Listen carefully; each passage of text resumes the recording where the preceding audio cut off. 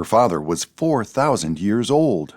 Descended from ancient Nubians, Doro crossed time effortlessly, slipping in and out of host bodies, pausing only to breed, hoping always to father an empire.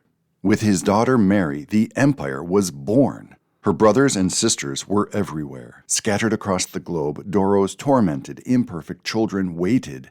Inside their psyches, telepathic images reeled uncontrollably. Alone, their minds were only fragments of an awesome power. With Mary, they found a peaceful unity. Her future was man's future. Slowly at first, she drew them to her, guiding them through the transition, weaving her web of compassion, ambition, and global psychic power. The pattern was set. Man had leapt a millennium into tomorrow's evolution, and only one thing stood between Mary and the infinite prospect of her empire. The one man who was father, lover, and rival. So there's a house out past Blackwood Hill, along the winding road where the rich folks and famous scholars of Blackwood College built their houses from about the 20s through the 50s. It's built like a Spanish colonial house, like something a Hollywood movie star would have built in Los Angeles around that time, and quite unlike any other architecture in our area. In fact, the original owner of this house was at one time a movie star, but she was a movie star in the era of silent films when her big eyes and melodramatic expressions could work to maximum effect. Her name was Cassie Pender. She was not just a silent film actress, she was actually unable to speak. A mute, although people said she had not always been a mute. Something happened to her in her childhood which stole her voice away, and she never spoke again. She moved to the upper Midwest, here to Stone's Way, soon after the talkies ruined her career. She was quite rich, especially by local standards. She brought with her a large man, as a butler of sorts, actually an enormous man who once had featured in circus shows, as well as 55 cats, all formerly strays from the hills of Hollywood. She was exotic and beautiful, called a gypsy, called an exile of the Spanish nobility, called a New Orleans voodoo queen. She was none of these. She was actually just a girl from the plains, maybe a little German, French, and possibly Nakota. She grew up in a log house, at least until both her parents died in the same winter, snowed in and feverish, which is when she lost her voice. She saw things, not just then, but for the rest of her life, and they accompanied her, these things, first to Hollywood and later to Stone's Way. If you watch her films, especially the Ruddyward mystery, you can see things, unusual shapes like fog in the background of her films, which people now say were the spirits that always accompanied her and never let her be.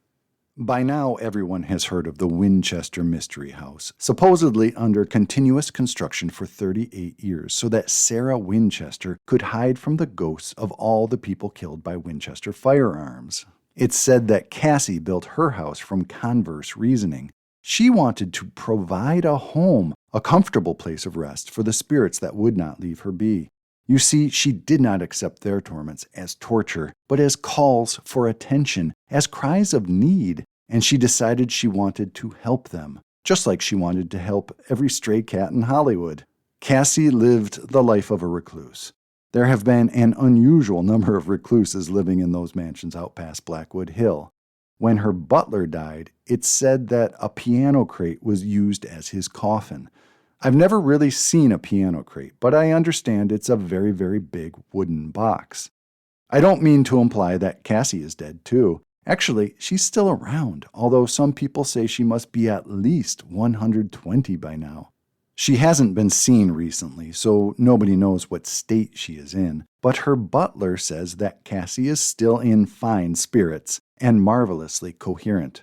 Her butler now, or helper, is a young woman, a girl about Cassie's age when Cassie starred in the Ruddyward mystery, and beautiful like Cassie, strikingly like Cassie, and possibly her great-great-niece or great-granddaughter.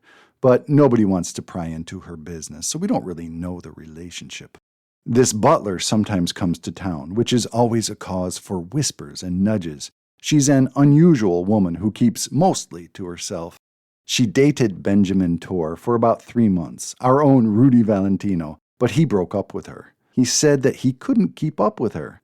He said she was ever-changing, either capricious or it was like she had multiple personalities. He said this with a lost expression. It even seemed to him that she sometimes spoke in different voices at different times.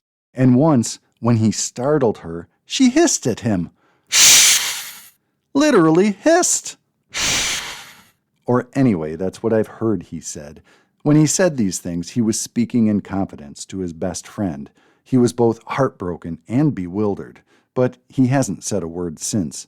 Ben's a decent boy. When anybody asks about her, he presses his lips together, turns, and walks away. Now, when she comes to town, mostly just for a quiet dinner, either at Sales or Boskin's, she sits alone and stares at her plate while she eats. But all the young people in town are in love with her, and they gather outside of the restaurant as messages travel from phone to phone. They gather just to watch her exit and go back to work, the butler to an ancient movie star. She silently glides away in Cassie Pender's old Rolls-Royce, and the audience gasps. Or I assume they do so.